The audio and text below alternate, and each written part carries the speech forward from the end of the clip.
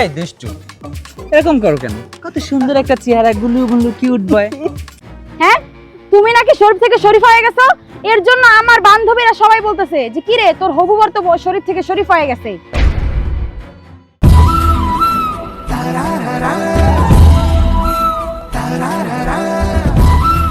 উফ, গরম।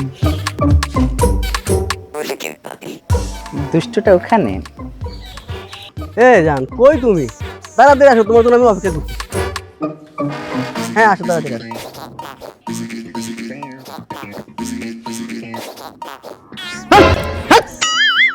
এই দুষ্টু, এরকম করো কেন? কত সুন্দর একটা চেহারা, গুলু গুলু কিউট বয়। আমি এখানে দাঁড়াই আছি আমার প্রেমিকের আশায় কই থেকে এই ডিস্টার্বটা যেখানে যাই ওইখানে আসে। এই তুই আমার গায়ে হাত দিবি না, তোরে সোয়াই সোয়াই কেমন যেন একটা কি তোমার খারাপ বাবা। তুই দূরে যা, দূরে যা। আরে ছোঁয়াটা একবার পাওই না, দেখবা মজা আর মজা। তোমার প্রেমিকার থেকে বেশি মজা দিব।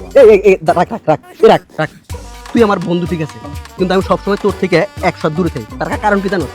শালা তুই হলি পুরুষ মানুষ, তুই আমরা যেরকম যেভাবে ব্যবহার করি তুই ওইভাবে ব্যবহার করবি। এই এই এই তুই ভালো হবি না? হ্যাঁ না, আমি তো তোর ভালো হওয়ার কোনো লক্ষণ দেখতেছি না। তোরে আমি যখন থেকে তোর সাথে চলাফেরা করি, তোরে আমি এতবার বোঝানোর চেষ্টা করলাম যে তুই একটা পুরুষ মানুষ। এই তুই প্যান্ট শার্ট জামা কাপড় সব কিছু তো পরে পুরুষের মতো, কিন্তু তোর আচার ব্যবহার মেয়ের মতো। হ্যাঁ, এই তোর সুন্দর একটা গার্লফ্রেন্ড আছে, মাশাল্লাহ, আমার গার্লফ্রেন্ড থেকেও তোর গার্লফ্রেন্ড সুন্দর। আমিও প্রেম করি, আমারও গার্লফ্রেন্ড আছে। তুই তোর গার্লফ্রেন্ডটাকে তুই আমার পিছনে কি লিয়ে ঘুরোস কত? তোমাকে আমার ভালো লাগে। এই স্যার স্যার স্যার ইট দিয়া পিটা একটা মাথা ফাটালাম একবার। শয়তান বিটা।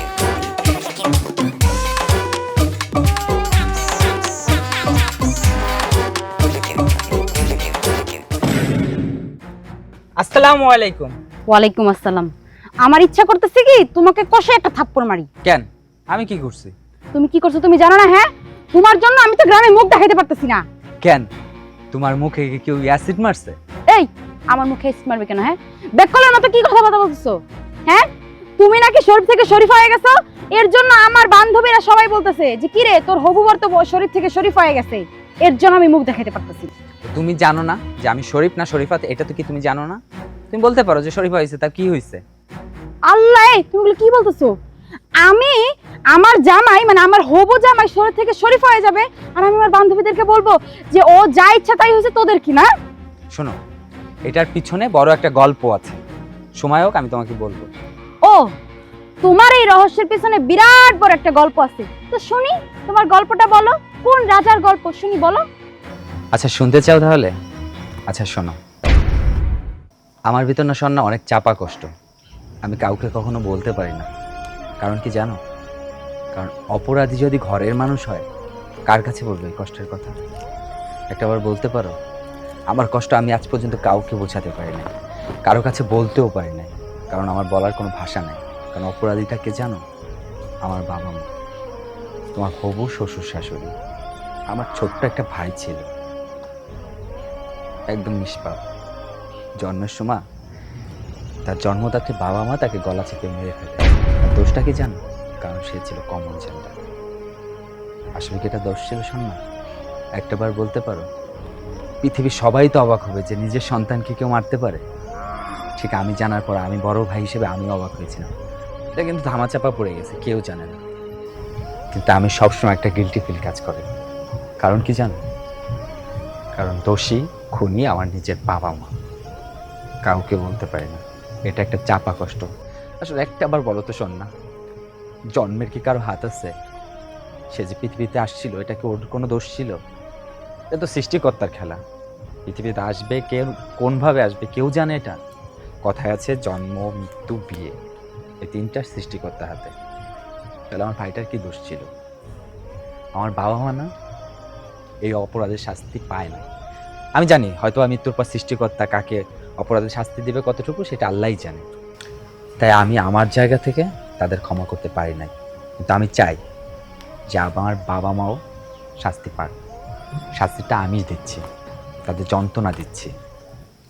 এই যে অভিনয়টা করছি না যে আমি কমন জেন্ডার, এটাই হচ্ছে আমার বাবা মায়ের শাস্তি। জানো কেন? কারণ আমি ছেলে মানুষ হয়ে জন্মেছিলাম, আমার ভাইকে মেরে ফেলছে কিন্তু আমাকে অনেক ভালোবাসে। কিন্তু শোন না, এই ভালোবাসা না আমার সহ্য হয় না। কারণ আমি মানুষ, আমার ভাইয়ের শোক আমি ভুলতে পারি না, তাই আমি আমার বাবা মাকে শাস্তি দিচ্ছি। আচ্ছা একটা জিনিস তুমি চিন্তা করো তো, এই যে আমাদের সমাজে যে হাজার হাজার কমন জেন্ডার আছে, হিজড়া আছে, তারা যে জন্ম নিছে তাদের কি কোনো দোষ আছে? তারাও তো কোনো না কোনো মায়ের সন্তান, কিন্তু যখন তারা পৃথিবীতে আসে হয়তো তাদের রাস্তায় ফেলে দিয়ে আসা হয়, না হলে তাদেরকে মেরে ফেলা হয়। কিন্তু তাদের দোষটা কোথায়? তাদের তো দোষ নাই। তারা চাকরি করতে যাও, দেখো আমাদের দেশের কথা একবার ভেবে দেখো।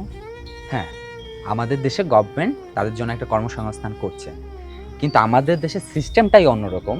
যারা প্রপারভাবে কিন্তু পাচ্ছে না, কাজ পাচ্ছে না, এই যে রাস্তায় হাত পাতে অনেক সময় খারাপ ব্যবহার করে, আমরাও তাদের সাথে খারাপ ব্যবহার করি, কিন্তু তাদেরও তো পেট আছে, তাদেরও তো বাঁচতে হবে। পৃথিবীতে কি কেউ হিজড়া হয়ে জন্মাতে চায়? কেউই চায় না। এটা সব সৃষ্টিকর্তার খেলা। যাই হোক, আমি এই সিস্টেমটা চেঞ্জ করতে পারবো না, কিন্তু আমি আমার বাবা মাকে পর্যাপ্ত শিক্ষাটা দিতে চাই। আমি চাবো তুমি আমার পাশে থাকো। সরি, আসলে তুমি আমাকে ক্ষমা করে দিও। আমি না বুঝে না শুনে তোমাকে থাপ্পড় মারতে চাইছি। আমি না পুরো বিষয়টা যদি তোমার কাছে আগে জিজ্ঞাসা করতাম, না জিজ্ঞাসা করি আমি তোমাকে উল্টাপাল্টা বলা শুরু করে দিছি। তুমি আমাকে প্লিজ ক্ষমা করে দিও। আর আজ থেকে আমার হবু স্বামীকে যদি কেউ শরীফ থেকে শরীফা বলে, তাহলে ওই প্রতিবাদ আমি করব। আচ্ছা বাবা, ভয় নাই, আমি শরীফ, শরীফা না।